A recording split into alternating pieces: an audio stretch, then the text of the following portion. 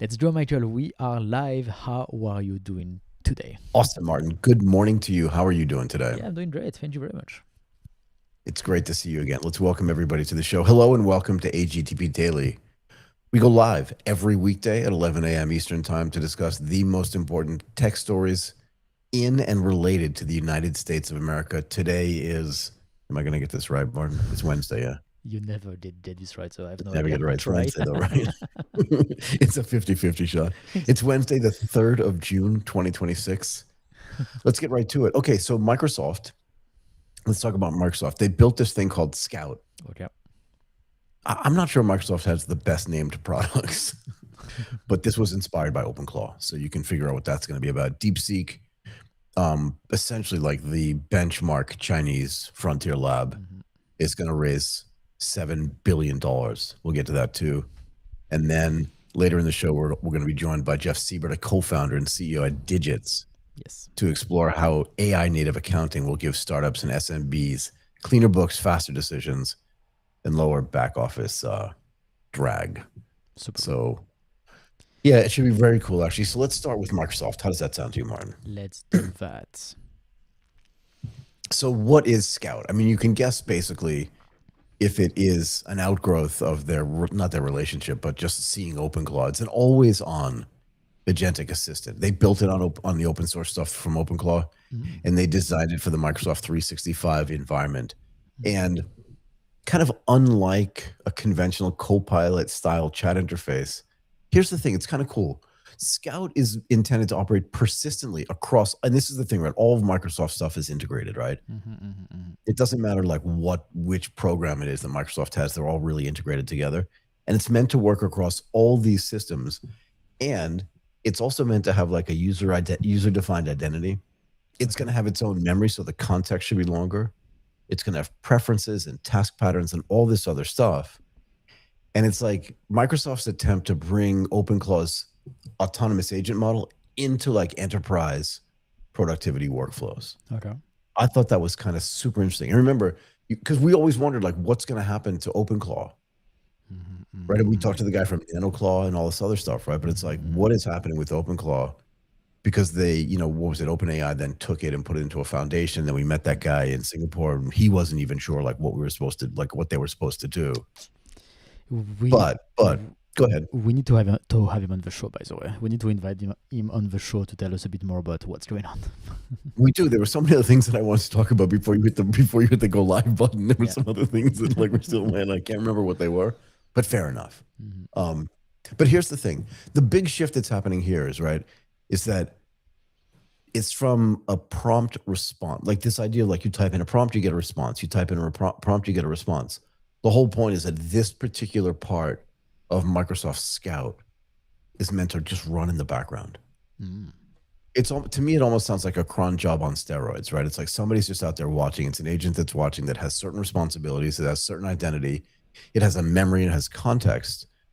So it knows what it's supposed to do. And it's meant to act on a particular user's behalf across all of Microsoft stuff. And again, different from just like, here's a prompt, here's a response. It's not chat. It's meant to really be agentic and using the OpenClaw framework to affect that. Yep. So I think go ahead. Sorry, I interrupted you. I was going to say, if you think about it, like you've worked in a PowerPoint presentation where you're taking data from Excel, right, and pasting it in, or you write some of the text in Microsoft Word first, and you're like, oh, I like that stuff that's in Word, but I need that to be in my PowerPoint presentation. And let's say you do some graphs in Excel, and then you want to move them into your PowerPoint presentation. And then say you have the presentation, but you want to change the colors or the font or the style, or you just want to move the slides around, you want to change the title, like all this kind of stuff. But you have an agent in the background that's running, so you can actually think about this, you have like a draft version of a presentation. This is just one example, yeah? Yep. You have a draft version of a presentation, and then you say, or the agent knows, like you have your own particular style, and every presentation you give is in that style. It then takes your sort of generic presentation that's been created and says, no worries, I got it. Again, like an intern or like a junior employee, and then it brings it back to you when you're finished or nominally finished with it, and it's in the perfect format that you want because it knows all these other things. And I feel like I'm selling for Microsoft, but I'm not. Because it also reads your calendar, it also reads your Outlook, it also connects to Teams and OneDrive. It can just do all this stuff. It goes and gathers all this information or puts it into all these places so that like people in the Teams meeting can get it via OneDrive or SharePoint or whatever it is. And then you just show up at the meeting and everything's done. Like if it works like that, I'm sure that you're laughing. You're like, that's never going to happen. But that's what's meant to happen. I think like what I feel about that is that we have said, I think, in the last few weeks that Microsoft should have been the first to launch an agentic platform. Just because of the Microsoft OS and all the app that they have, they are the perfect player to actually launch an agentic platform. There is nobody better placed than them, right? Except maybe Apple, that have some of the same advantages, right, over Google. But Apple's not an enterprise company in the same way that Microsoft is, right? Yeah, like nobody uses Keynote for their enterprise, not really, right? Yeah. So that's what I like. So that's what I really believed that Microsoft should have launched the first platform that does agentic AI, right? Like the first OpenClaw, the first Hermes, the first one to actually launch it, because once again, their ecosystem of tools is actually huge, but also more importantly, they control Microsoft itself, right? And so they can really integrate so deeply into all the software and all the buttons that we are used to do. Plus, Microsoft integrated Copilot very early on in the Microsoft experience. So you can, like when you use Microsoft, you have access to Microsoft Edge, inside of which they also integrated a lot of AI very early on, way before Gemini got integrated into Google. You also have Microsoft Copilot inside Windows as well, so you can, ask stuff, take a subscription, use it in a very different interface. Like the UI is not you go to a website and then you type what you want there, like a website like and that's the whole point that I was talking about at the beginning. It's not this like kind of prompt thing and then get an answer back and then do something. Sorry, go ahead. So they already hinted, I would say, in the last couple of years at a whole new way of using the agent through the Microsoft ecosystem with this, very early on integration. But for some reason, they didn't think about agent AI, and they didn't think about, like just having the AI to actually do stuff on the computer as well, right? Like it was just answering questions. And so now, first of all, it makes complete sense that they finally do it, right? Exactly. Because once again, everybody has done it since OpenClaw, right? Like whether it's Cloud or OpenAI or Perplexity, everybody's launching their own harness to actually organize and orchestrate AI agents.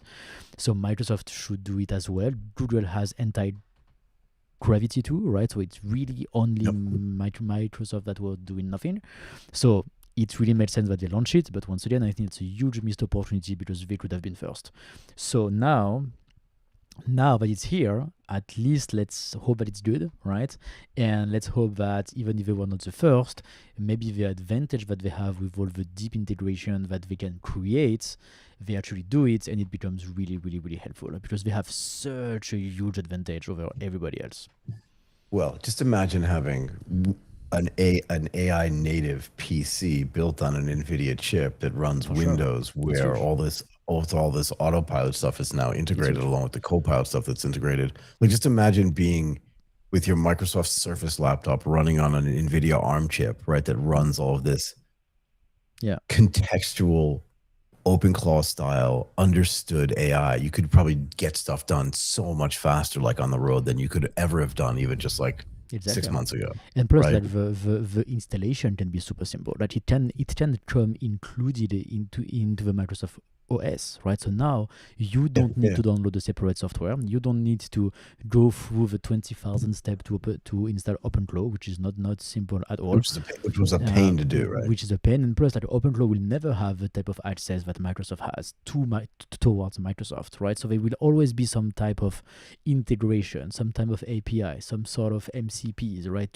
For OpenClaw to actually control Windows, which Windows doesn't have to do because it's Windows, right? So it's already there. So which means like tomorrow when you buy a Microsoft, like a laptop that runs Microsoft, you should have your own agentic, Scout AI assistant already installed, already configured. So the access to it should be very, very simple, right? Like it should just put agent AI in the hands of millions of people really, really quickly, first of all. But say turn of all, it can be so much easier to get into it, to actually do stuff, to be helpful, that then you have the little button that say, hey, do you want to upgrade for like a $20 plan or $100 plan?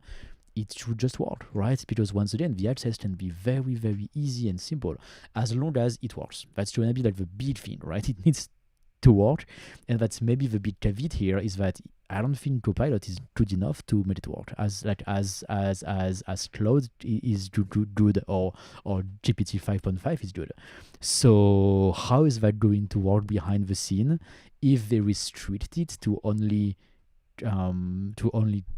Copilot?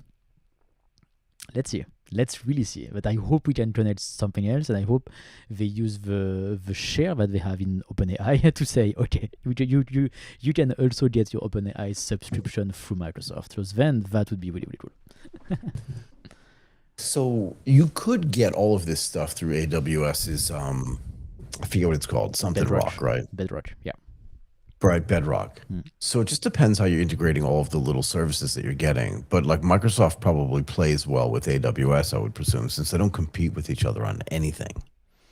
Cloud, yeah, they have Microsoft Azure. Yeah, Azure competes with AWS for sure, but like there's enough cloud business to go around. Especially right now. Especially right now, like.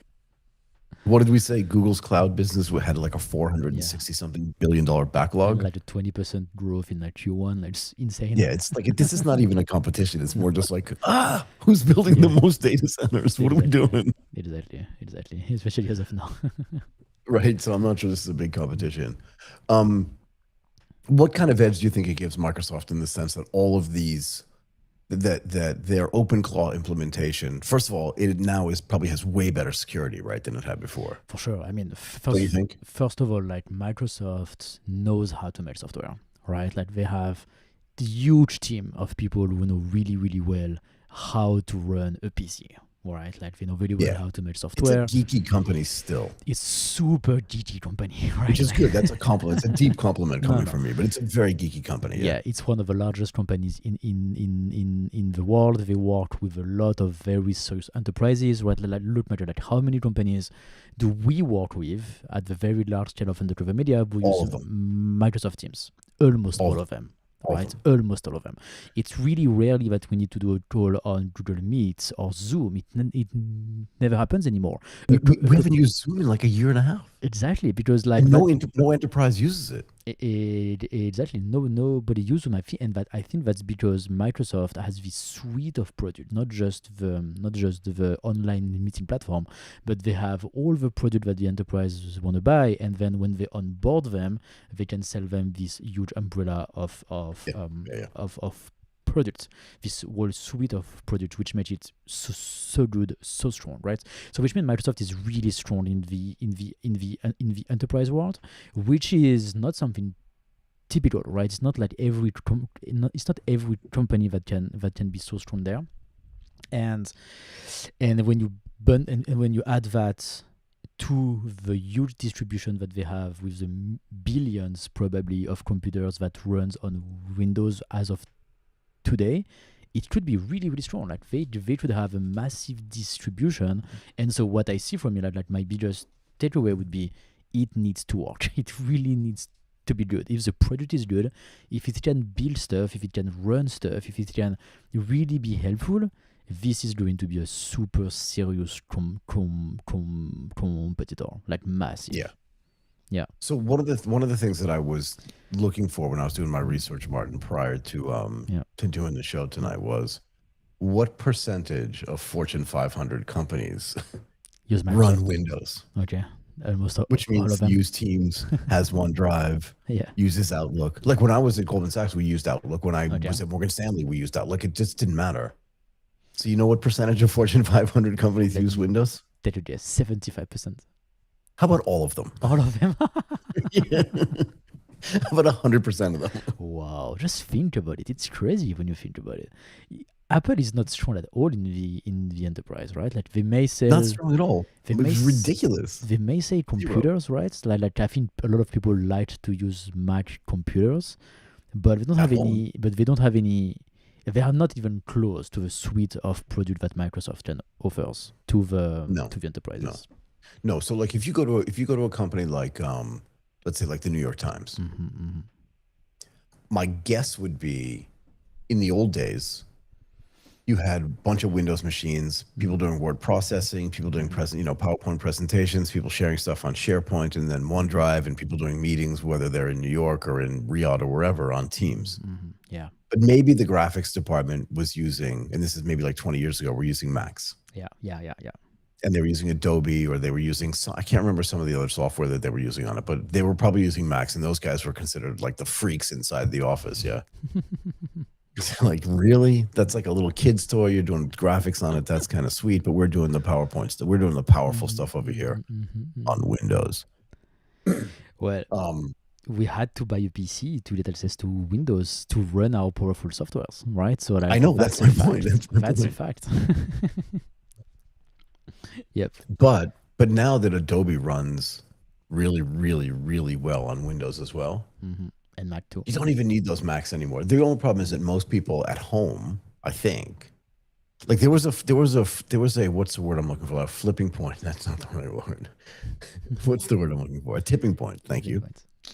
I knew it had You're ing in welcome. it. There was a tipping point about 10 years ago, to Okay. me, maybe 12 years ago, Okay. where I used to be like one of the only guys carrying a MacBook Pro Okay. because I bought like one of the first iMacs. So that was like 1997. It was a long time ago. Okay. And if you went to a coffee shop or you went to a co-working space, everybody, 25 years ago would have had like some kind of Windows machine. And then at some point there was this tipping point where you looked around and you're like, everybody's on a Mac. But what it meant was that they were either at a startup or running their own company or running their own little consulting business or their own little design business. Because even at home I had a Mac, but at work I was still running Windows. I never ran any other operating system at work except for, well, that's not true. On the workstations we ran Unix, but still. But I think actually this is where the real opportunity lies for Microsoft. Like, I think there is one route for them. Well, with this agency AI, the first one is all the consumer markets. Okay, so people who have a machine, who have Windows, and so basically it's Cloud Code and OpenAI Codex clients. Okay, so instead of using Cloud Code, instead of using OpenAI Codex or Google Anti-Gravity, they can have Scout integrated directly in the OS from the get-go, right? So we have a PC. I will check the next update of Windows. If it installs Scout by default, I would be like, okay, that makes a ton of sense, right? And Can you try to use it? and then I will try to use it for sure once I'm back home into my normal setup. You're not at home? I'm on the road, Michael. That's why I On got the like, road. such a nice background with me nowadays. The French countryside background. Not that you're in France. I wouldn't say that.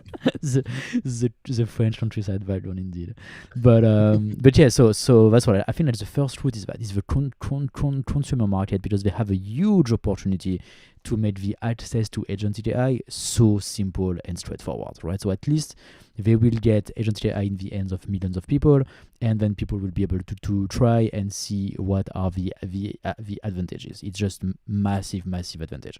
And then next to that, they have all the enterprise market, where I think here the biggest opportunity is to be able to connect all the data within the company. Like, think about Slackbot from Salesforce. The one thing that people love about Slackbot is that you can ask Slackbot something about what's going on company-wide, right? And Microsoft has the same type of data. They can get the transcript from all the meetings that happen on Teams. They can connect to OneDrive to get all the SOPs and all the documents. They can then use PowerPoint to get the information about the presentation. If you feed all of this information inside the AI itself, you don't need to recreate a database, though it would be better, but as V1 you don't need to do that. You just can just like ingest, like get all the data that are created on a consistent basis in the company by all the employees. You should also connect Outlook, because this is where you are going to get a lot of the other information. And now the AI can answer really cool questions and do a lot of really cool stuff. For example, in a company of like 50,000 people, who is in charge of comms in Apache? I am in Chicago. I need to run a campaign for Singapore. Who is in charge of it, right? Like the AI can answer to just call the Asian Tech Podcast, and that's easy. Just call ATP. Exactly. You just, I mean, that's what the APAC team will say. You need that's to. What the APAC team will say. Just call the Asian Tech Podcast. What are we doing? I don't understand. Why is this a question? Exactly. But this type of field right now can be super hard, but for an AI, it can be super straightforward, right? And so that's why I think like these two very different use cases could be really interesting, and nobody's going to be able to compete with Microsoft on not inside the enterprise. It's weird. Like apparently Google Workspace is inside of like 40% of Fortune 500 companies. So it means that like some companies actually, even though they're running Windows, they use both. They use both, or they're using some stuff, right, that is from Google. Google also has their own assistant called Gemini Spark, which is based on OpenClaw. But my bigger question for you is this, and that is, because it's based on OpenClaw, and because OpenClaw was kind of like the pioneer in this space, and because it was kind of shut down for a short period of time, do you think companies like Anthropic that said, we're not going to let OpenClaw connect to us, but do you think it'll let Scout connect?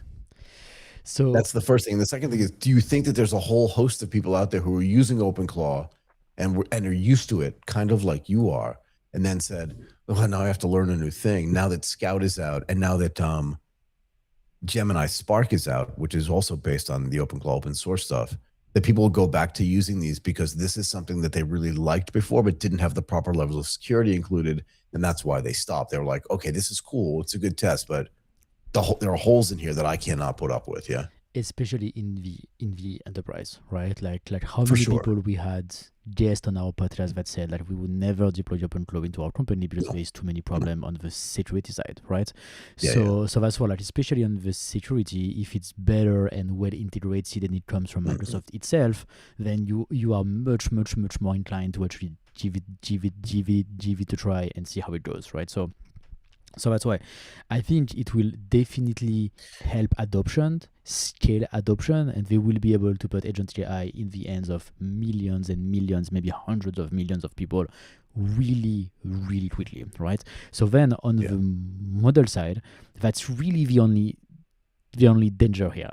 I would say, if I were Microsoft myself, I would do a deal with OpenAI because they invested a lot of money into them. I think they invested also in Anthropic, right? So like if you want to double check. We went through this yesterday a little bit. Let's see. Exactly. Let's just double check that. I think they did, but let's just double check. But if they have invested in one of them, at least OpenAI or both of them, they should put their model inside Scout, because right now what they have is not good enough. So if they do that, and if they become a distribution mechanism for them until their own model is better, then that can be crazy powerful. And I would consider switching from Claude to Microsoft to Claude via Microsoft if the integration helped me be much faster. Well, that's what I was going to ask you. That was going to be my next question to anybody listening, and that would be, would you go and use the Microsoft product for your orchestration layer, right, or for your harness layer, even though you wanted to use Anthropic, because you get the benefit of the Claude integration, which you're used to using before anyway, right?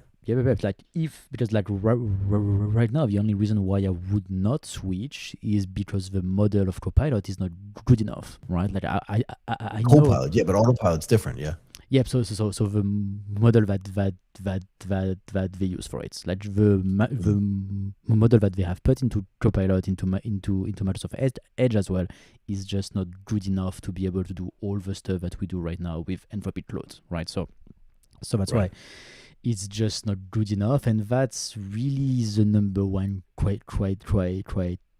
Can I rebuild my apps? Can I keep coding? Can I keep building Yeah. softwares, right? And if the answer to this is no, then you get to keep using Cloud Opus, right? But if the Yeah. answer is yes, which means if I can get Cloud Opus through Microsoft, now that's a very different story. Okay, so Microsoft holds a 27% stake in OpenAI, Okay. and they invested over $13 billion in this. They were in early for sure. Okay. Yeah, very early. Yeah. Right, because 13 billion is not a lot of money. It's a lot of money, but not a lot of money in the context of what's going on here. Yes. And they recently invested $5 billion in Anthropic. Okay. So they use both models in Copilot and Azure ecosystems to optimize performance and lessen its reliance on a single provider. So they're involved in both. Perfect. So then You were correct. Give me access to Cloud Opus through Microsoft, and then I'll definitely try. I'll definitely try. But again, how do they price this, right? Because how does Anthropic allow them to price this? Is it still the $20, $200 you have to pay on top of your access using Scout, or what? Like, you don't know, right? The answer is I don't know. I don't know either. The answer is we don't know. And I mean, Anthropic is trying something right now, right? Like they said last month that actually it's going to be into effect like in 2 weeks right now. They said January. Didn't they say June 1st, or did they say June 15th? June 15th. So we have 12 more days to enjoy our subscription with Anthropic. Let's enjoy it a lot, actually. Exactly. But basically what Anthropic said was, now we are going to let third-party harness use our subscription, right? So it's doing to work. So before they said we are going to ban OpenClaw, now they say it's going to work. Okay, but we are not going to let you that use the subscription with the all-you-can-eat model. Instead, if you pay $200, you are going to get $200 worth of credits on the API. Okay, but we are going to charge you the same price as the API. So that's why like you pay for the subscription, but actually what you get is credit for the API, which means you are going to pay way more money, right? So that's what Anthropic did. I don't like this, but yeah. So this is, which means at the end of the day you're gonna pay the API price, which everybody said, yeah, okay. So which means I'm not gonna pay my subscription anymore because I'm going to use all of my credit super fast, basically. But OpenAI, go ahead. But OpenAI still has the subscription plan with the all-you-can-eat model. So it's only Anthropic who said we are stopping the subscription for programmatic agentage. So which means everything that is not you asking the agent to do something. If you ask the agent to do something, that's fine. But all the clones, all the agents that run 24/7, they get to use the API use, which is why you do agent AI, right? That you are not like, this is really the real benefit, is when you can have a cron, when you can have automated tasks, when you can have automatic workflows, you can have agents actually doing the work without you being involved, right? Like that's really the goal here, and that's what Microsoft can help you build so easily, right? So actually there is another possibility, Michael. If Anthropic and OpenAI start to become too annoying, right, in terms of how they price tokens, then just install a local model, right? Like tomorrow, you say that though, right? But like, that's good for super agile companies, even large ones like Undercover Media. That's fine. But you can't sit at your desk at Goldman Sachs and install like Agnes. Like, they're just not going to let it happen. You know what I mean? It's like, hey, I have an open source model that's running way faster. You're fired. It's like, what? Why? Like, that's what's going to happen. Yeah, but like, if it's become too difficult to use Anthropic or OpenAI, Microsoft could make a deal or could simplify as well the access to open source models and make sure that they work well on the machine, because they also did a deal with NVIDIA, right? So that's why like the next step would be like, okay, maybe we can actually run local models that comes by default as well with your Microsoft computer, and now your agentic platform can do a set of tasks. So here's where things change. Yes. You're right. If these new NVIDIA ARM chips that are on Microsoft Surface, which are reference devices, so like Dell and Asus and HP and everybody else out there is going to copy these devices or make something similar to these devices. But if all of them ship with chips that are powerful enough and ship with an open source model on them, that's That's already change been the game. vetted for security and all this other stuff, Exactly. then yeah, That's change the then game. stuff changes. But then what does it mean for the relationship between Microsoft, and OpenAI and Anthropic? Because Microsoft is heavily incentivized to want its clients to use as many tokens as possible because it owns 27% of OpenAI So and some percentage of Anthropic. So if I'm the CEO of Microsoft, the way I see that right now is we are just multiplying our options because we have no idea about what AI will look like in 5 to 10 years. So whatever form it is going to take, I want to be involved. So is it going to be OpenAI? Is it going to be Anthropic? Is it going to be open source? Is it going to be agentic AI? I just want to do all of them. I think that's what's going on here. Nobody knows what is AI v2 yet, and so they are just getting ready for whatever comes next. Do you think that OpenAI is keeping its subscription models, meaning it's $20 for this, $100 for that, or $200 for that, because they just have so much more? They've been able to access and build so much more compute than Anthropic, and Anthropic is still out there going, even with the stuff that they did at Colossus 1 and Colossus 2, they're still thinking we're way behind in the compute section of this, so that's why we have to charge more money, because we are outsourcing all of our AI data center stuff and our compute. For us, it's more expensive. Or they, you know what I mean? In a way that, OpenAI before was making fun of Anthropic, like those guys don't have enough compute and we're way ahead of them. And maybe that's one of the reasons why they can afford to do that. Still do this subscription model. Does that make sense? So I think there's two things in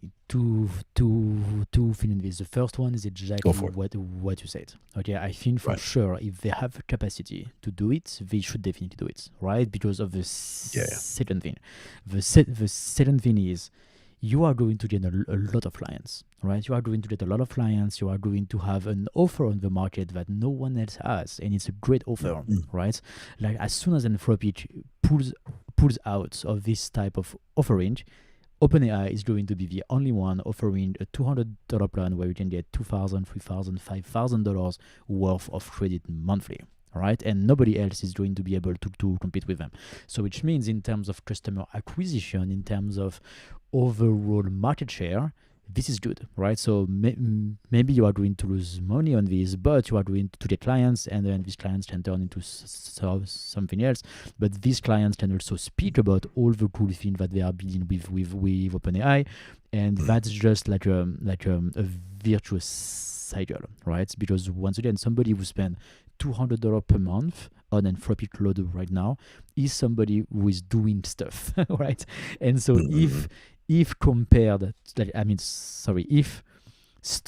the $200 plan will make the same guy pay $2,000 a month in token, it means once again that this guy is doing a lot of stuff. So he has probably a really interesting use case that OpenAI would be very happy to say, hey, this really cool use case has been built with OpenAI, right? So for the next guy who want to build something, hey, you can do this type of thing on OpenAI. So this segment of the market, the guy who build big thing, right, and we use a lot of tokens, are actually amazing for marketing and sales.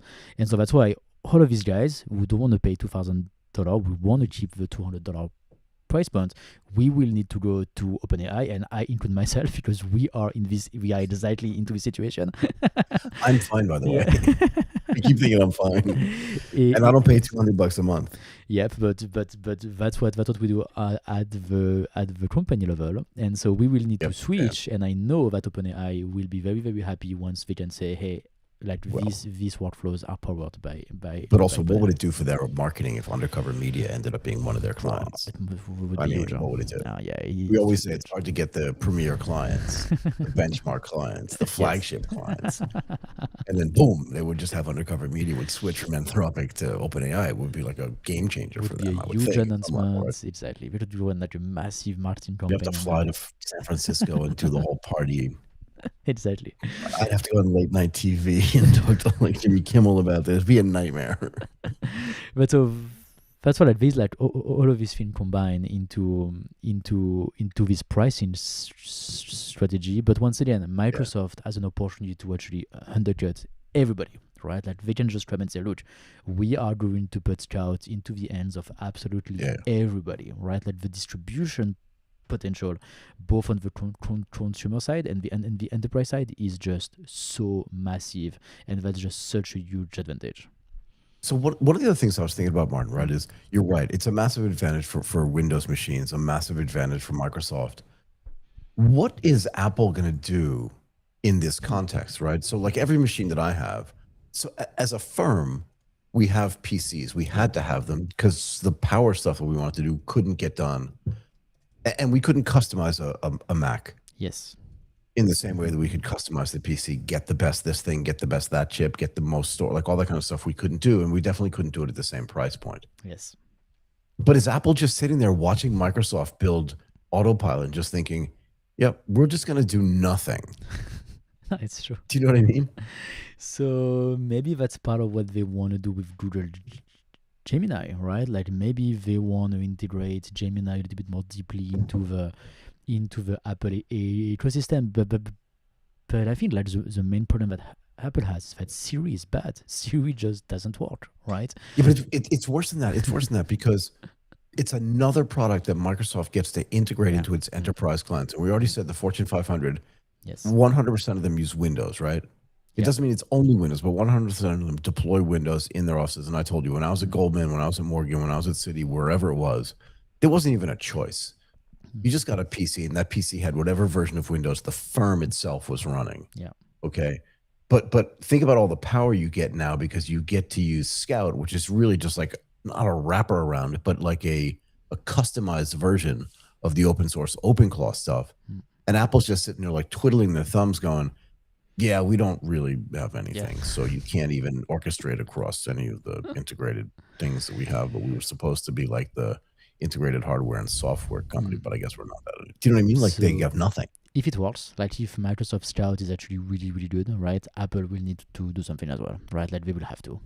They will need to do something and really, really fast because now they are not going to be only late to the party, they are going to be almost coming tomorrow, like the wrong day, right? They're not late to the party. They're not going to the party. They overslept. Do you know what I mean? Exactly. They're just going to miss the party completely, like, right? The party was on Thursday. Exactly. You told me now it's on Wednesday?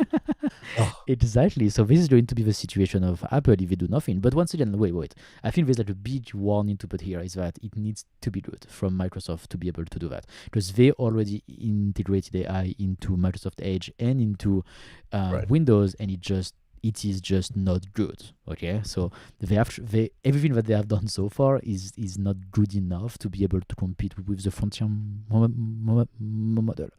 So for this to be a big success, it needs to be good, right? And they need to be able to put a good model into it. And if they do that, then yeah, it can be a massive home run for sure. But they still have this big test of like, okay, which model do you put inside? How do you handle the access? Is it easy to get access to it?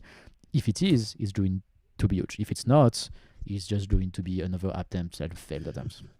So I'm just trying to imagine my old job at Goldman Sachs, and now I have access to Autopilot. Yeah. Like I could imagine running agentic stuff because I used to get into the office like really early, like 5:30 to get prep for everything. But if I could actually have Scout do all this stuff for me like before 7 o'clock in the morning. And just kind of pop in at 7 with a cup of coffee and a Danish. Do you know what I mean? So, like it would be the easiest thing in the world now. So it's probably not what's going to happen, Michael. because as we see with Agent AI since like 3 months right now, is that every time you organize a cron, every time you have a task that's done by AI, then it gives you 10 more tasks that you need to do yourself as a human, right? Like right now, what are we doing? Even though we have all of our AI, we do the research, we do the topic for us and all of these things, you still need to record way more episodes than what we were doing last year without AI, right? So I think also I need to but here's the other thing, Martin, that I think we should point out, like all joking aside, we've automated tools that gives us access to stories and research across multiple platforms. Yes. somebody, I think his name is Michael, still has to go through all of those things to try to find like the best information, so the best topics, and cross-reference it with what's going on other platforms and blah blah Yes. blah. Yes. So And some human has to make a decision on what's the most important thing. mm, But on top of that, mm, now because you have access to way more stories, now you can read through them all and just go.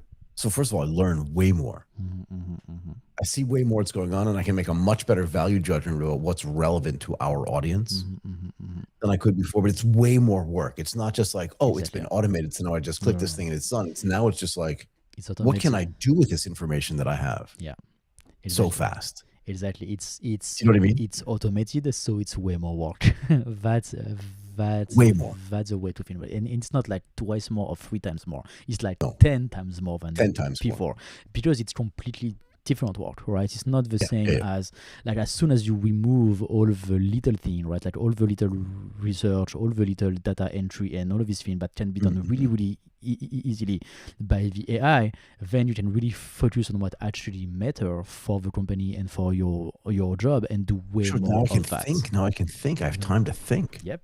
So which means you can do much more stories, you can have much more guests in the show, and so that's why, like, AI is not going to make us less busy, because once again we just want to grow the business, and we just want to do more stuff, and we want to get more clients and do more business, and so at the end of the day we are much more busy than to AI. Yeah, exactly. What kind of, so the reason why I brought this up, Martin, about like me sitting at my desk at Goldman Sachs and then how I would use some of this agentic AI stuff, particularly if I could orchestrate stuff at scale, and if it could talk to like the email system, the fix system, the trading system, the post trade, like all these kinds of things, if it could do, what would my job look like? But then what are the risks of like every idiot on the trading desk, on the single stock trading desk, on the portfolio trading desk, on the bond trading desk, all having access to, like, I'm just going to say OpenClaw, but to Scout, Yeah. and automating all this stuff. And because they're not programmers per se, Mhm. they may feel like it's doing the right thing, but at the end of the day, maybe it's just like roguing out and doing things that they didn't expect. Yep. So I think here two things. First of all, the just the work itself, the way we approach work, is just going to change massively, right? Because Massively. as soon Yeah. as you have agentic AI, you are not thinking like, okay, I have this new idea, I have this new opportunity. It's going to take me 3 hours a day to actually do it. Okay, great. That's the old way to think about it. Now the new way to think about it is, okay, we have this opportunity, we want to test this. How do we create a system that actually, where actually the AI agent is going to do most of the work, and what do I actually need to do myself, right? And this question is very often not straightforward, right? It's like, because we are not used to it as of now, right? So that's why, like, we need to put agentic AI into the equation. We have that as a tool. It can do stuff. So when you do your work, what can it actually do? What you can't do? Sorry, what the agentic AI can't do, and you still need to do as a human. Yep. This line is still very blurry as of now, and so it requires some adaptation. We need to learn actually what is our role and what is going to be our job next with agentic AI deployed. So that's what I think. Just the nature of what is really going to change. That's the first thing, and then the second thing is, I really believe that there will be a huge gap between people who understand agentic AI and what it can do, and what the future of their own Sure. work will look like, compared to the guy who just Sure. use the tool, don't understand what's going on behind the scene, and would just wait and see, basically, right? If you just wait for your company to say, hey, Michael, here are the tools, just use them, it's a very different story than building the tool with your company and saying that, look, we can do this thing, we can do that thing.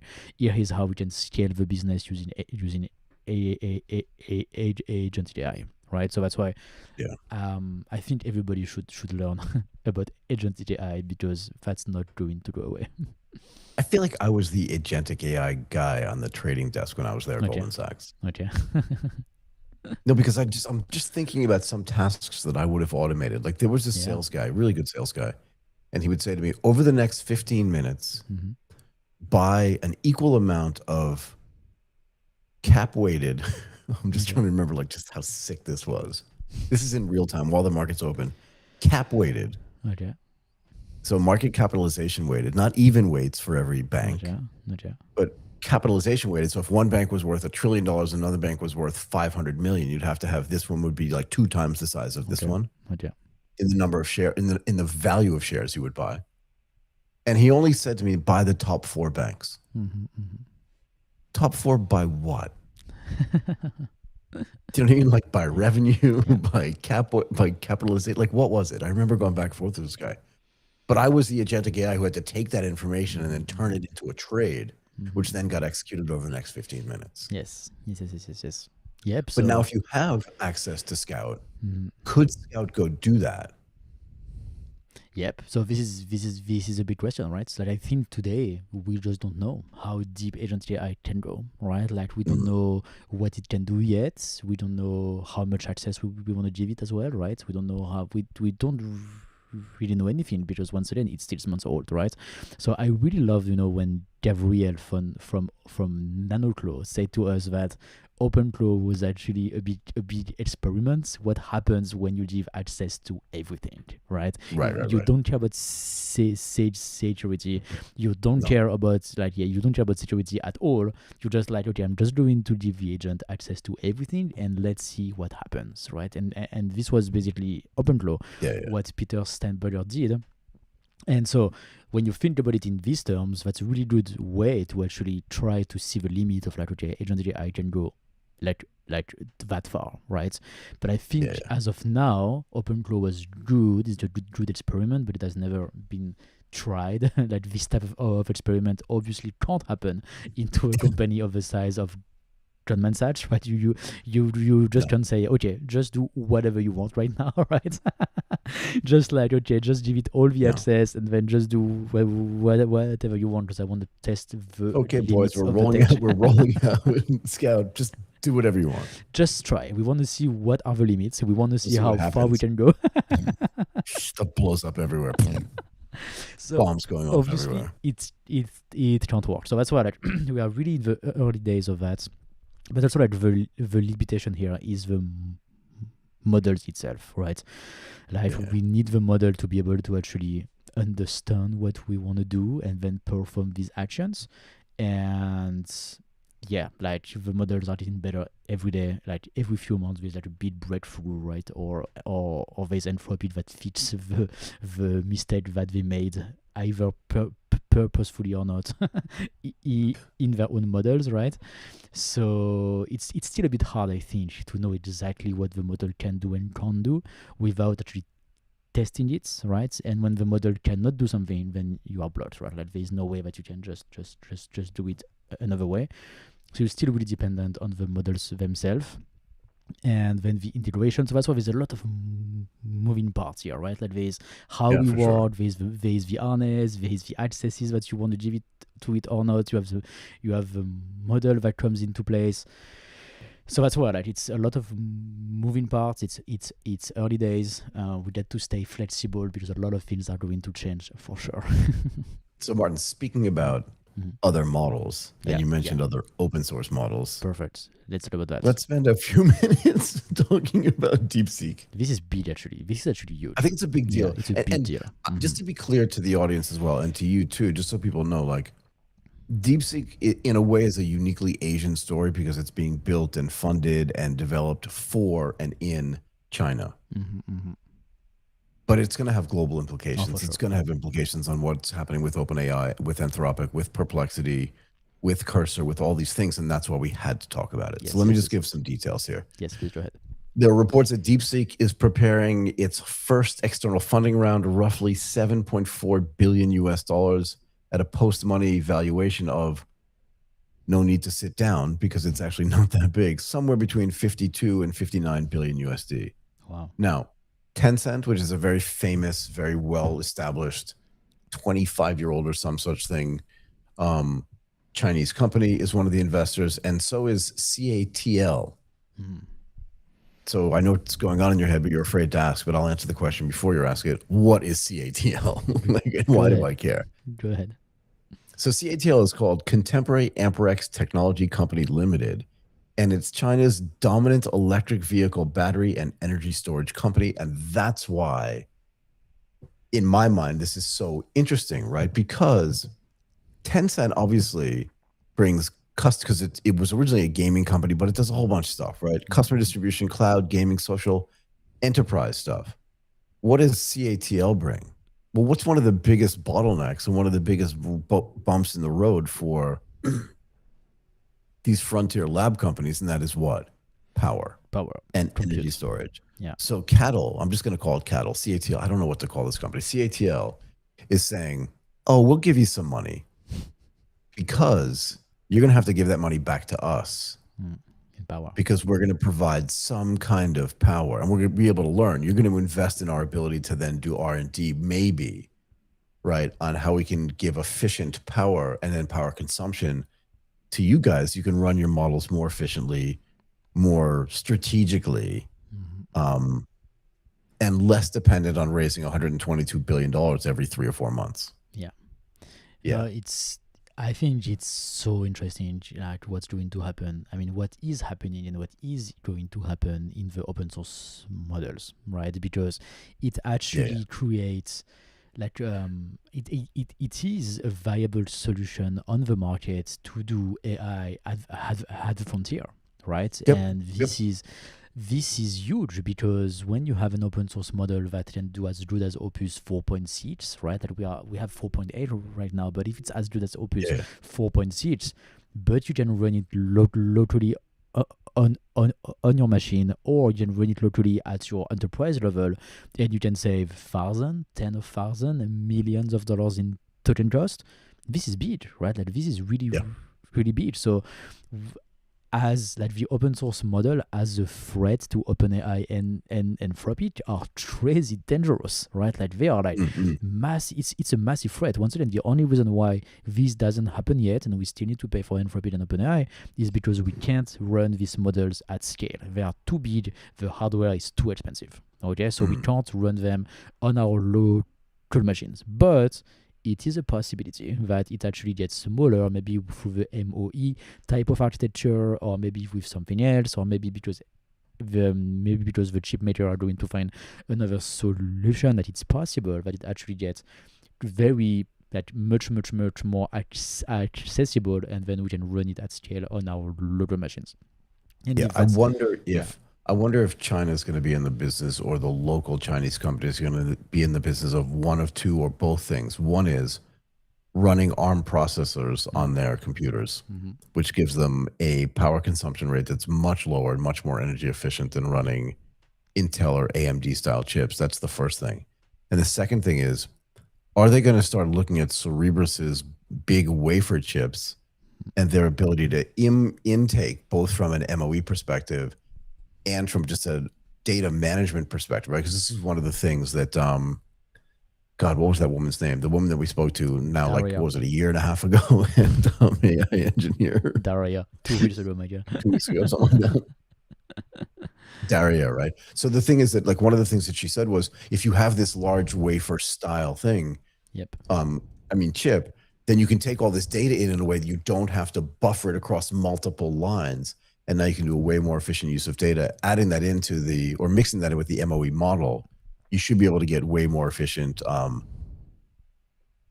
AI models as well. Yes. Yeah. And that's interesting in this context too. Exactly. So that's why, like, they are investments, they are research, they are new products towards this idea of being able to use open source model that we run locally on our machine, right? That people are trying to make that work, right? And in case it works, then it's going to redefine completely the market for the models themselves. It's going to be completely different the day that we can do that.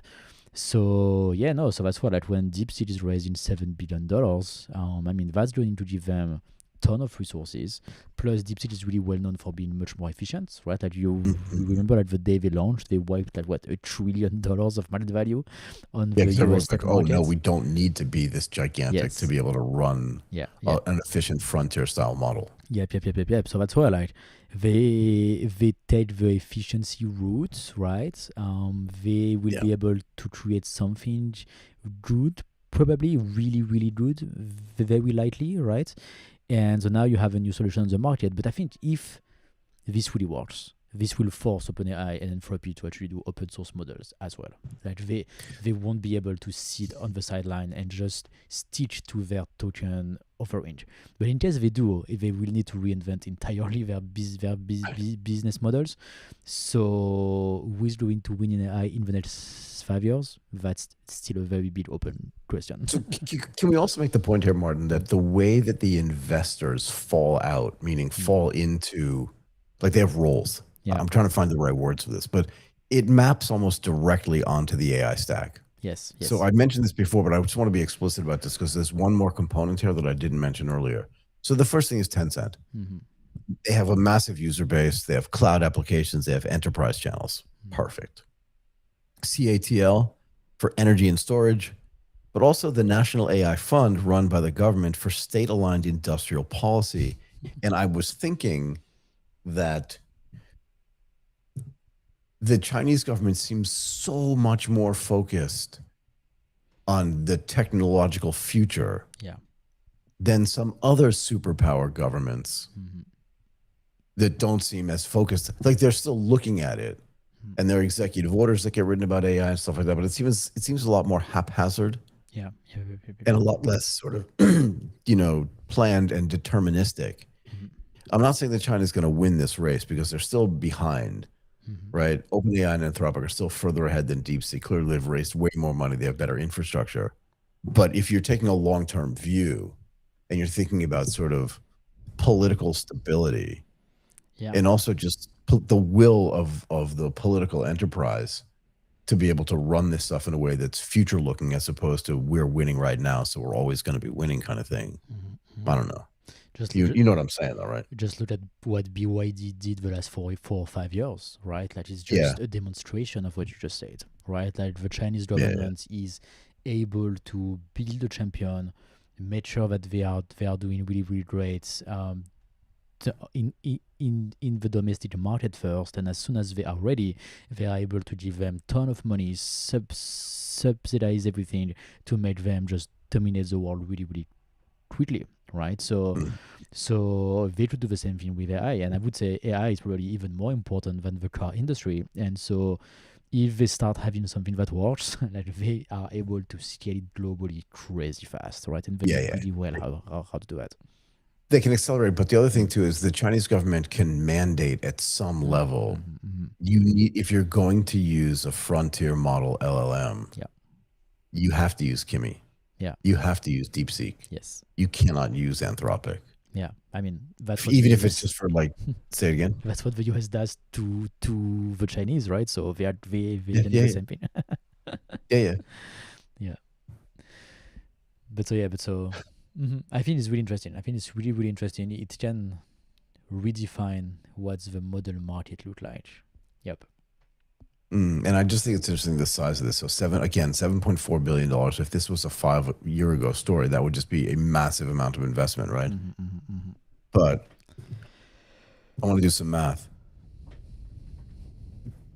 OpenAI has taken essentially $10 billion a month for this year for investment. Yeah. I'm rounding a little bit, but you understand the point. A month. Yep. That's $122 billion for those of you playing at home and scoring at home. Divided by 10 or divided by 12, right? It's almost $10 billion a month. It is huge. And that's kind of insane. It is definitely kind of insane. They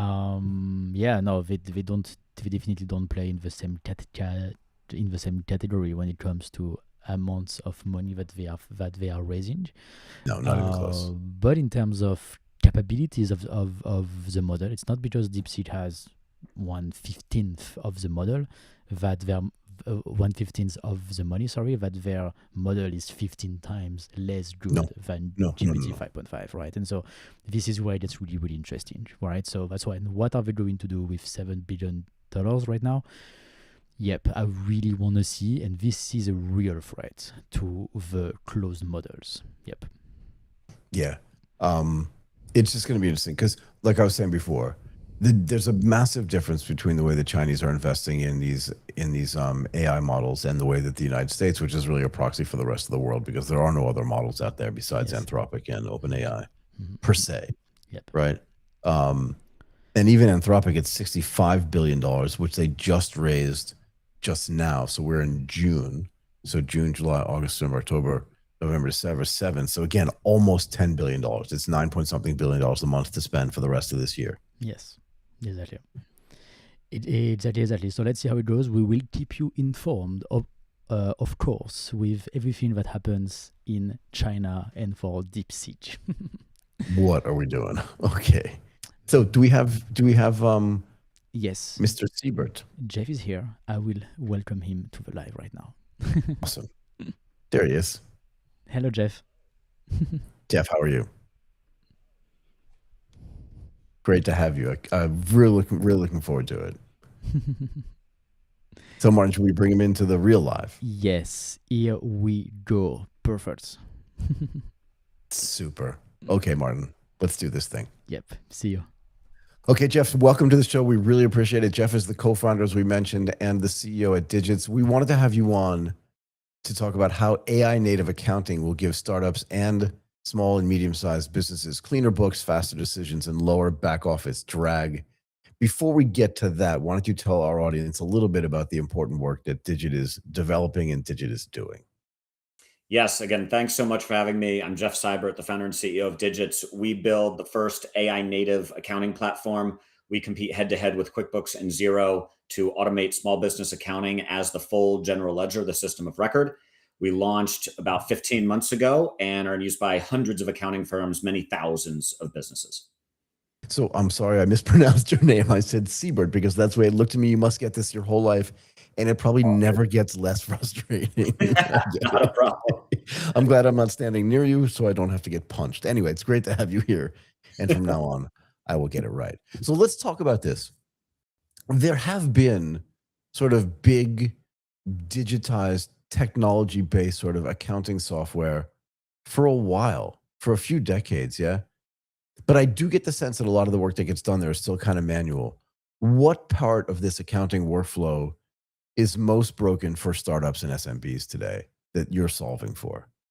Yeah, the accounting profession is very interesting and unique. They've only made basically two software decisions in history in the past 40 years. Wait, Accounting firms can I guess one? yes. Spreadsheets. Spreadsheets was the first one. Yes. Excellent. And then QuickBooks Desktop in the Yeah, very early 90s. I remember. And then their cloud accounting package, whether it be QuickBooks Online or Xero, in the mid 2000s. Yep. And then it stayed static for another 20 years. And right It now did. we're seeing everyone choose their ledger of the future. Like, what is their AI native operation?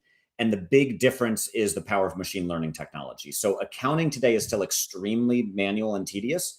You have to hand book transactions into the chart of accounts or manage thousands of rules, like if this, then that style, like if Uber put in ground transportation. Right. You have to hand reconcile bank statements. Accountants literally use a slide rule on their monitor to go line by line. Do they? I'm not joking. You have to manually. Jeff, do you know what a slide rule is? I do. They are basically just using it as a ruler going down. My dad used to use a slide rule when he was teaching me mathematics. I haven't even thought about it in years. Sorry, I interrupted you, but go ahead. No. It is, the profession is far more manual than anyone outside of it would imagine. Another example, every time you have an asset purchase, let's say you buy a computer, accountants are manually managing monthly journal entries for 3 to 5 years in order to depreciate that computer. I was going to ask you. All Okay, so done manually. wait, they're doing manual depreciation calculations. That should be one of the easiest things you could possibly do. Here's what it costs. Here's the rule. Here's the time frame. Yes, Do it, right? They are using Excel to calculate it, but then they have to copy and paste that into QuickBooks. So why has it taken so long for this to happen? It's a really great question. And honestly, it's because the profession really hasn't had the attention of technology companies over those few decades, right? Apart from Intuit, apart from Xero, apart from a few exceptions. Right. And now with AI, there is just an immense groundswell of new tech entering the space, which is fantastic to see. Can I just say this, if you don't mind? A lot of and I taught a class on innovation at a big university in the country where I live. And one of the things the kids asked me a lot was like, how do I know what to build? How do I know? And I always said to them, try to think about when you're running in your day-to-day life, you think like, I wish somebody would fix this thing. That's where innovation comes from. And they're like, I don't get it. That was a problem in this class, but not for the rest of the world. But the point I'm trying to make is there were no other accountants that were sort of technology interested that were like, I cannot believe we're doing manual calculation for depreciation of a computer over a 3-year period of time. I'm going to quit my job, hire a technical co-founder, and go fix this thing. Or is that what you're suggesting you guys did at Digits? So we fixed it at the deeper level. So to be clear, there were a bunch of tools being built to help save some time, but no one focused on fixing it at the core of the general ledger.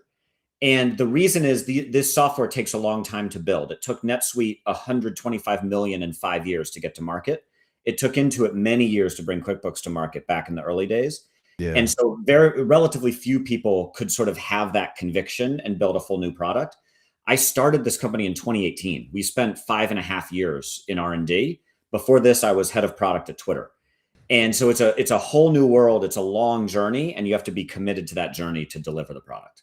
So again, just for the viewers, what about going to the core of the general ledger? And I love the terminology, if you don't mind, because you're not doing it up here at the UI and UX level. You're going deep into like actually how accounting works. Yep. What was it about that took so long for you to develop, like doing the R&D? What were you researching and developing? And why did it take so long? And then I have a follow-up. Don't answer this part yet, but just so I don't forget. Because in the interim, while you were doing that R&D, ChatGPT got released, which you did not know was going to happen in 2018 and 19 when you were doing your research. So maybe you can talk about what that R&D was, and then kind of segue into once we saw this other thing, then we realized, oh, this is going to change everything, I presume. Yeah. So there's 2 branches to the R&D. So you're right. In 2018, AI was not a thing. No. Machine learning was. Yep. And as head of product at Twitter, I launched the algorithmic timeline, which was one of the first global deployments of deep learning models. Interesting. And so I saw the power of ML, but I wanted to apply it in a place where there was less risk of misinformation, polarization, et cetera. And that's accounting. And so we spent 6 years building and training our own models. And to give you a sense of the journey, we own a patent on self-learning regular expression models from 2019. Totally obsolete. No one would ever use that today. But it's because we were sort of innovating over the years as the tech developed. And to mention the LLMs, yes, it's been amazing to see the AI come to real fruition and the whole hype wave around it. What's interesting, though, accounting is not a generative problem space. Go ahead. I was gonna go there. Sorry, go ahead. Yeah, LLMs are generally pretty bad at accounting, even today. And so we use them, but only in pieces as a fallback. The vast majority of Digits is custom trained deterministic predictive models. Okay, so I'm glad you said this because I wanted to point this out. The whole point about accounting is it's not even highly, it's just deterministic. Correct. Yes. I always use the same sort of mathematical calculation because it's just stuck in my head somewhere, but like 6 times 7 is always going to be 42, no matter what you do, no matter how you slice it, upside down, backwards. Yes. You know what I mean? Invert, it doesn't matter. And it can't be like, well, maybe it's 43 this time. So the determinism actually really matters. But I guess the bigger question for me was, you self-trained your own models, but when you saw just the power of the LLM, even though I get the probabilistic nature of it, how did it impact the way you thought about training your own models to get to these deterministic conclusions so that then you could use them inside of something that has to be deterministic like accounting? Yeah, we've actually brought the strengths together. So LLMs, for example, are incredible at document extraction, at understanding an invoice or reading a bank statement. They're incredible about taking, obviously, a natural language question like, why did my marketing spend increase last year? Right. And then being able to turn that into a query, which is how we answer it, because you can't have the LLM do the math. It's going to hallucinate it. No. But if we turn that into a database query, we can give you an accurate answer every single month. And so that's been our mindset, is to basically use the technology right to apply the strengths of each different approach together into one system. Can we talk about going into the core of the general ledger? Again, for people that just aren't that, I started off my work at Morgan Stanley in the controllers department. So very familiar with general ledgers, but a lot of people might not understand like why starting there is so important. I feel like it's like deep in the bowels of accounting. And as you move up on top, like you have to get that layer right, because if that's wrong, everything above it is wrong because that's the base. Can Yep. you talk a little bit about that and how important that is? Yeah. So the general ledger is your system of record of your finances, and it most importantly implements double entry accounting. So Yep. every transaction appears twice in the ledger, and the books are basically self-validating, because if they don't balance, you have a problem. Yeah. And this is a very unique field, because you look at legal, there's no real ledger. They're using Word docs and writing legal Yep. contracts. It's more akin to software engineering, where your Git repo, your GitHub, is sort of the system of record of your code base, and it Right. keeps versions, and you can see every change. That's exactly what a general ledger does. The entire purpose is to sustain an audit, right? To prove Yeah. that your financials are correct. How does what does real AI adoption look like to you in this space? Do you know what I mean? Because there's a lot of hype out there around this stuff. But when you go to talk to potential clients, you're explaining this to potential investors. How do you explain to them what real AI adoption looks like in the accounting space? Yeah, it really is going to follow what we just saw in software engineering, where a year ago, the tools were cool but weren't serious. You couldn't really have the AI write your code. And then suddenly, with the advent of Claude Code and now Codex, like, it is real, and it's producing the vast majority of code at the top tech companies. We're going to see the same thing in accounting. There's been an explosion of add-on tools. Every Y Combinator batch has another dozen, quote, AI bookkeeping startups. That's all the hype. What's real is actually firms and companies moving to a general ledger where the models and agents are baked in at the core and actually doing the work. And that is, I'd say, the biggest difference, the change that's going to happen. Historically, general ledgers just store your finances. They don't actually act on it. The new world is, the goal of the general ledger is to close the books. Like, it should be doing the accounting for you. Yep. So what other kinds of services or technology are you building around this sort of rock solid general ledger so that you don't cede that ground, let's say, to other stuff? You understand my point, right? You get the general ledger right, your books and records gets closed, and then boom, now I need to do all this analysis. Now I need to do, my gap reporting, whatever it is. Now I need to file my taxes. How do you make sure that you can build all those other services around all of this AI-enabled general ledger stuff so you don't cede that to some other startup who's going through Y Combinator right now and is really well funded? So that's the other half of your earlier question, why it takes 5.5 years. Because you have to build all of the reporting features, all of the collaboration features. We have full object level commenting, all the bank reconciliation, all the integrations to your Stripe and Ramp and Bill.com and so on and so on. Yeah. You have to build bill pay. You have to build invoicing. QuickBooks is the largest provider of SMB invoicing software in America. If you don't have invoicing, you don't have a QuickBooks competitor. And so it's the surrounding features that allow your product to be the true finance sort of operating system for the business. So can I ask you this too? I love this kind of stuff. And sorry, I'm as geeky as they come. I'm a weird combination, right? Because I don't program at all, but I'm super, I can get into the weeds in this stuff, and I can get into the weeds, particularly when it comes to business as well. So I hope you don't mind this. I love it. Humans are fundamentally lazy. Yes. And they're very used to it. And you probably know this from doing sales, but they're also why would I change this thing that's been working, even though I have to do the depreciation? I'm just going to go back to this thing manually because I've been doing it manually for 15 years. Nobody's died. I still got to go to my son's soccer game on Saturday. Why do I care? Do you know what I mean? So how do you go in and convince people this is just going to be way better than what you're doing now for all these reasons that are obvious to me and obvious to you? But neither one of us is lazy per se, but there are switching costs associated with this stuff. How hard has that been for you and for the team at Digits to get people to understand switching may be hard, but if you do switch, it's just going to be transformationally better? So if you look at the innovator's dilemma and how new technology gets distributed, it's actually not the technology that causes the change. It's the business model enabled by the new technology. Go ahead. Okay.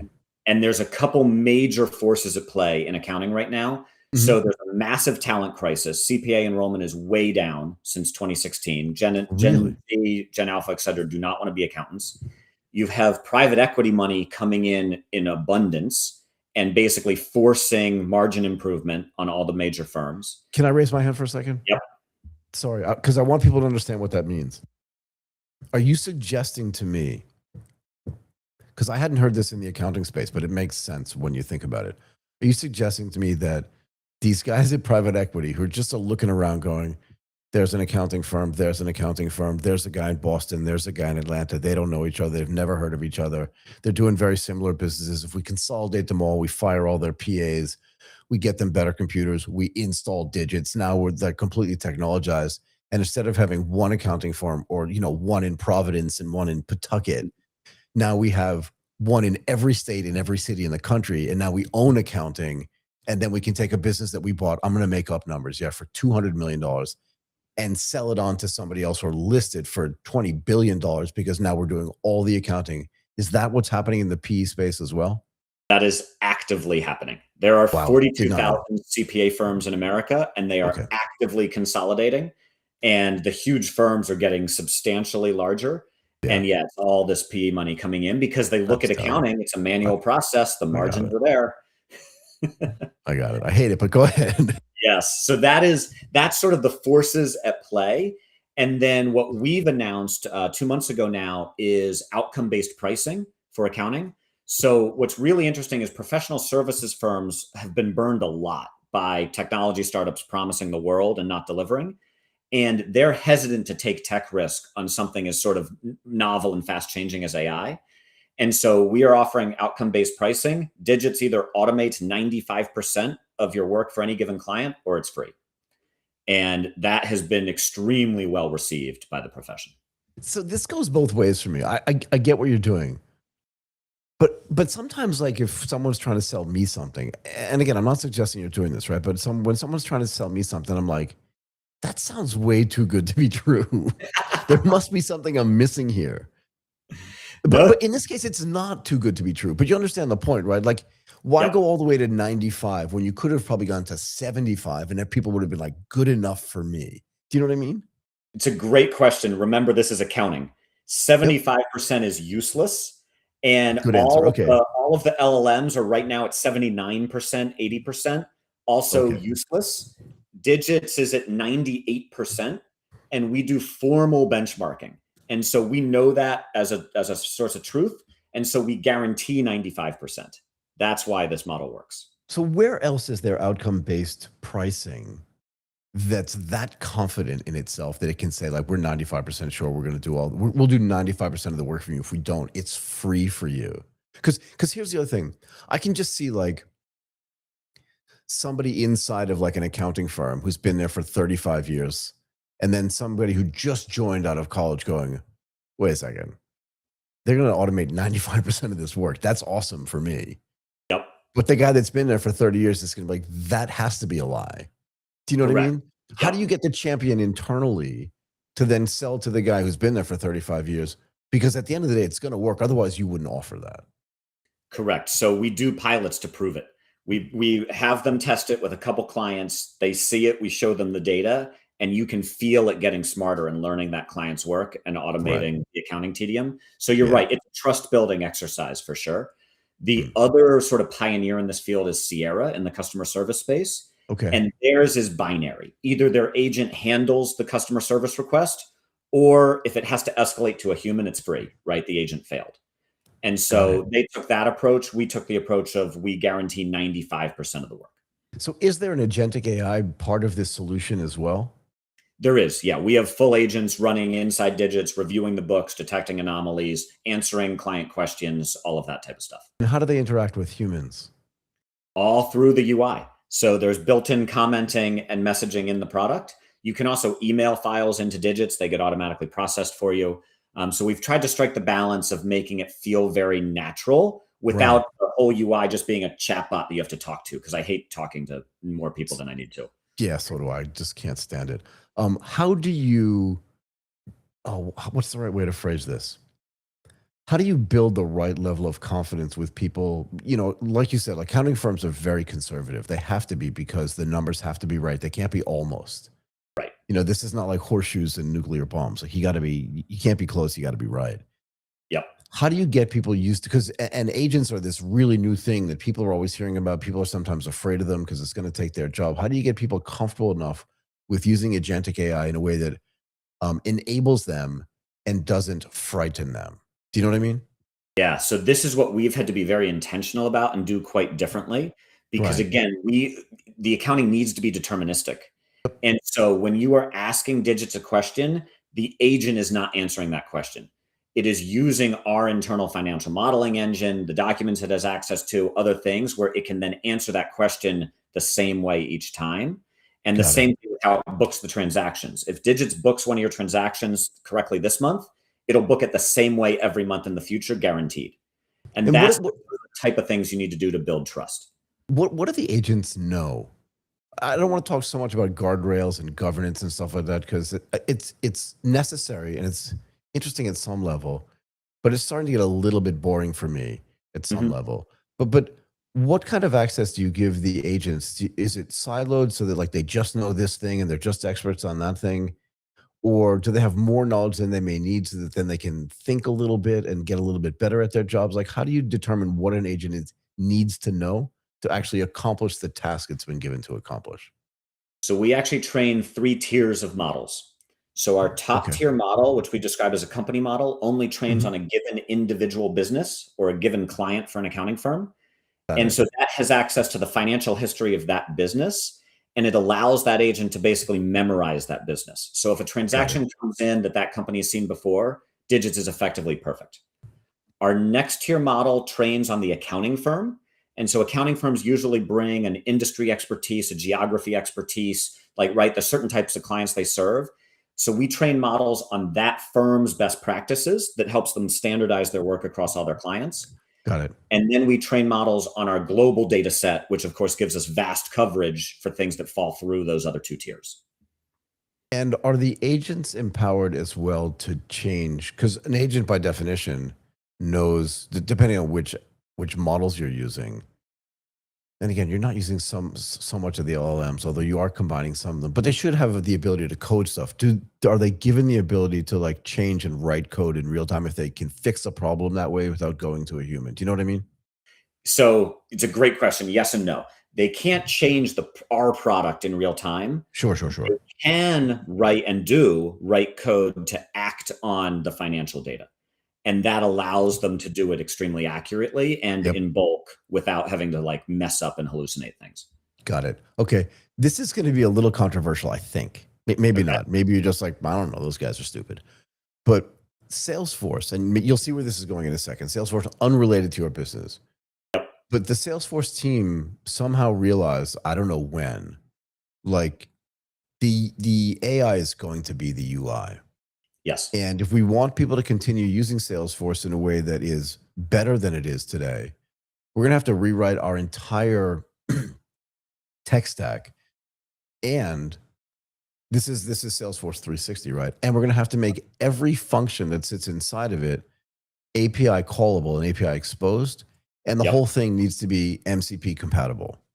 Yes. Why wouldn't a firm like Xero have done that?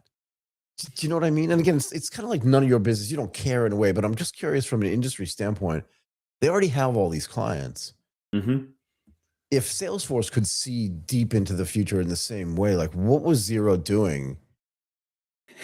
Do you know what I mean? Because like, It's a very great question. And Xero did yeah, just launch an MCP server, so they've taken a baby step there. right. But they've actually also moved in the opposite direction where they locked down their API behind a paywall, So which that's the other isn't, thing I was going to say. Sorry, go ahead.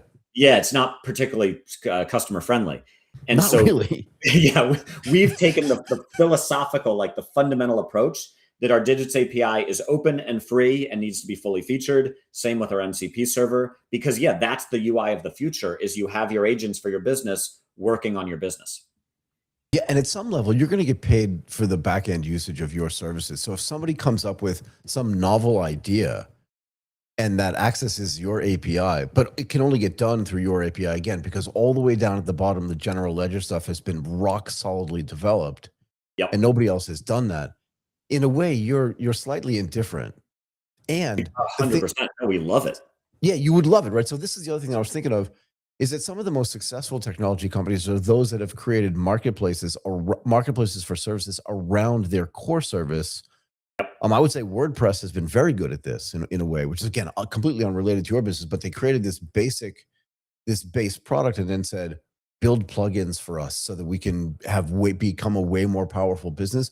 I presume that you're thinking about this in a similar, if not related way.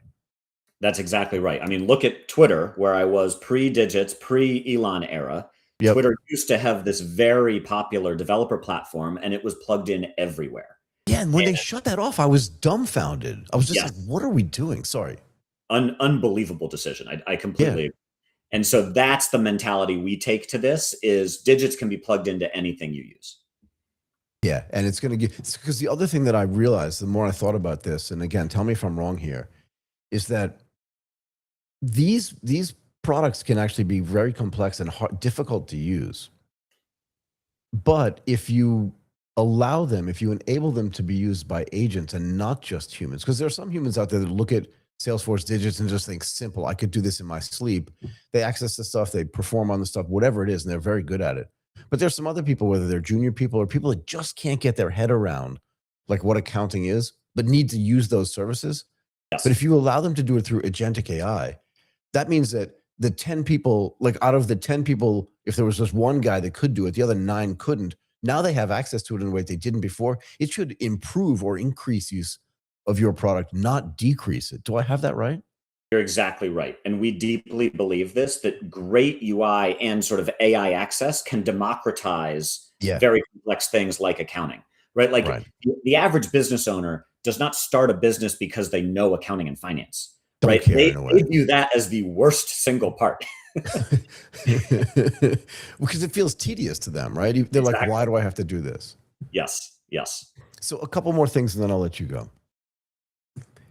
I haven't, like I said, I was in controllers, but this is like 30 years ago. So I'm not as familiar with whether GAAP is still a thing. It is still a thing, yes or no? It is still a thing, yes.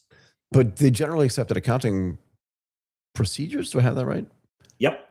Principles, procedures. Yeah. Principles, sorry. My bad. Right. So, but GAAP changes periodically. Mm-hmm. When that changes, how do you change what you do on the accounting side? Like, how do you know that stuff is changing, and how do you change it in a way that's fast enough so that it doesn't impact any of your potential clients? It's a really great question. Fortunately, GAAP does change much slower than the tax code changes. That's a whole different story. Fair enough. But the way our models train is because they see all the activity and all of the accountants on our platform using it, doing the work, and they very quickly learn from that. And so if an accountant makes a correction in Digits, and then a new transaction comes in 2 minutes later, Digits will mimic what was just done. It learns in real time as it watches things being changed. And so that's our approach, right? Like that'll be guided by accountants changing the patterns they do. And then our models learn from that and pick that up.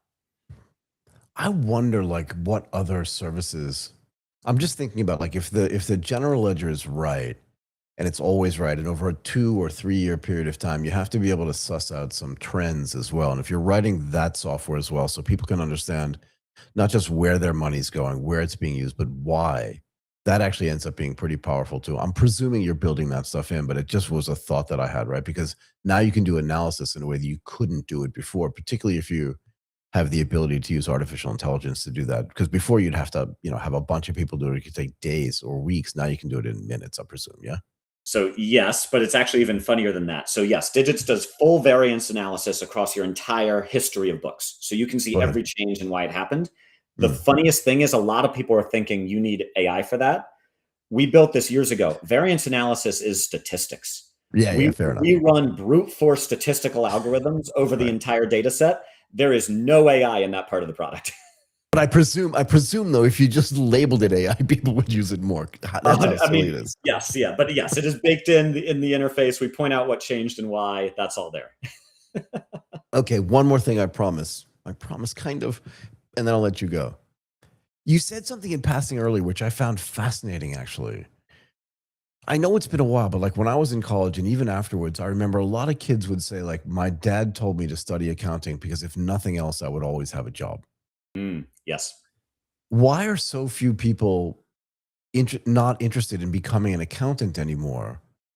Because it's still probably true. Like, I don't think it's the case. Even with all this automation, human accountants are still super necessary. And again, I would contend that the more automated it becomes, the more work a human accountant is going to have because they can do more stuff. Yep. which means then that the soft skills, like the personal relationships that you have with your potential clients, are way more important, which requires humanity. But why do you think that fewer and fewer people are interested in doing this, in the sense that it's the one thing that if you do it, you'll always have work? Yes, it is fundamentally anti-fragile, right? Like the more drama and chaos there's in the world, the more important accounting becomes. Yep. The reason is literally the day-to-day. Unfortunately, over the past 20 years, accounting became more about data entry than about helping the business owner. And so college students studying accounting realized they were signing up for a career of typing numbers into a computer, not actually making value. And I think AI is what will change that, because once the tedium is gone, then the true role of the accountant returns, right? Like the role is critical. Business owners need someone they can trust to stand behind their books and guide them in building their business. And that's a great career. And again, completely, because it's a thinking career, it's a thoughtful career, and also becoming a CPA, unless it's changed, is hard. Yes, definitely.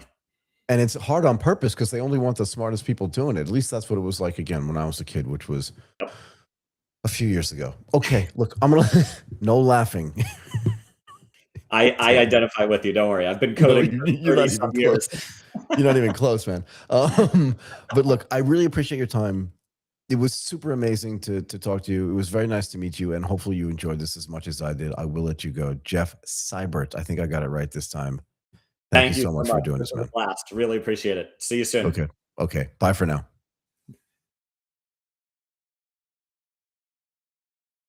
Okay, that's it today for AGTP Bailey. Thank you to everybody again for joining us. As always, give us a thumbs up on today's video, subscribe to the YouTube channel, and follow us on all of our socials, on X, on Instagram, and on LinkedIn. Definitely let us know in the comments if there's anything you'd like us to discuss on our upcoming shows, and ask us questions. We love answering your questions. We will be back again tomorrow at 11 a.m. Eastern Time. Thank you, as always, to Martin Runford for incredible conversations, unbelievable production. None of this could be done without him. My name is Michael Waitz.